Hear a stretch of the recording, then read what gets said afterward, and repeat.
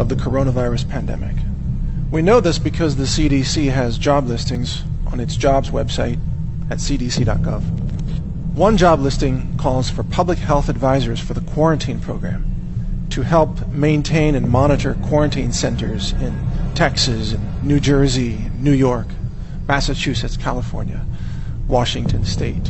While you may think, well, that seems like a normal, obvious response to this outbreak, the truth is that those job listings were posted on November 15th of 2019, before anyone knew about the virus other than Communist China.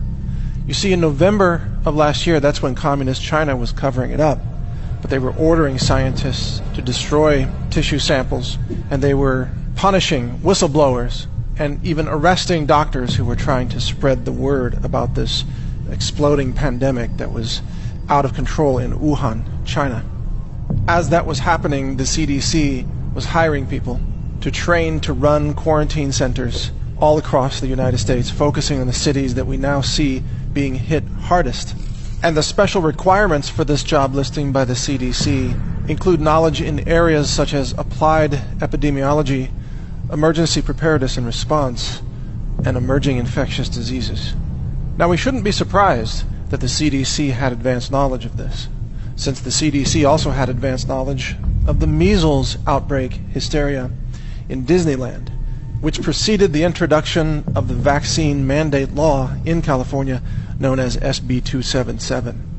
The pharmaceutical industry wrote the law, and they bribed California officials such as State Senator Richard Pan to be ready to introduce it once the media narrative created sufficient mass hysteria after the measles was deliberately released, seeded across Disneyland to infect children. No one died from the measles.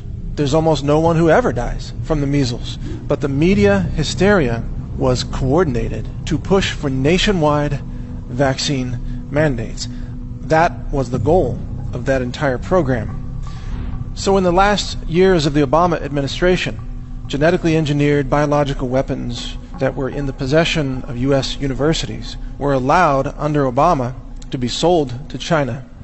China then released these samples either on purpose or inadvertently. You can choose what version of history you wish to believe. But one way or another, this was all planned.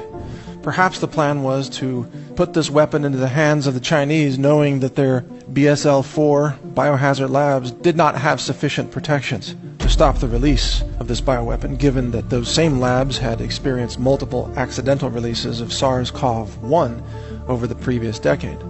So perhaps, this is just a theory, who provided China the engineering technology and the samples so that China could fail to contain it? And the answer to that is the Obama administration and the death science industry that deals in genetically modified weapons and vaccines. They knew that the release of the coronavirus in China would not be able to be contained. They knew that because, well, they helped build it. They knew that the coronavirus had a very high transmissivity rate. In other words, it was highly infectious, and when combined with the extremely high international mobility of modern human civilization, they knew it would come to the United States. And they knew that once that happened, they could then funnel billions of dollars into the drug companies and the vaccine industry. And that was the goal from the start, to direct public money into these corporations and to make the CDC the hero of this story.